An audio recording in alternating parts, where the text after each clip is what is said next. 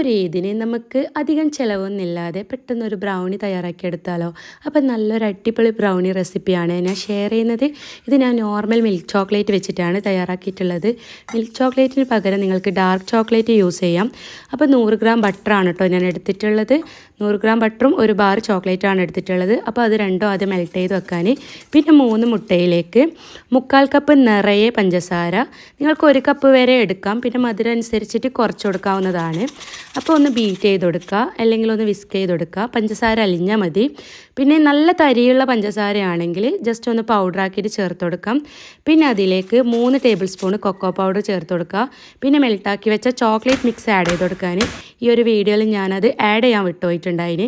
പിന്നെ അതിലേക്ക് 1/4 കപ്പ് മൈദ, ഒരു നുള്ളു ഉപ്പ്, ഒരു ഇത്തിരി വാനില എസൻസ്, വാനില ഇല്ലെങ്കിലും കുഴപ്പമില്ല കേട്ടോ, ചേർത്ത് കൊടുത്തിട്ട് നന്നായി ഒന്ന് ഫോൾഡ് ചെയ്തിട്ട് 180 ഡിഗ്രിയിൽ നമുക്കൊരു 25 മുതൽ 35 മിനിറ്റ് വരെ ബേക്ക് ചെയ്തെടുക്കാം കേട്ടോ.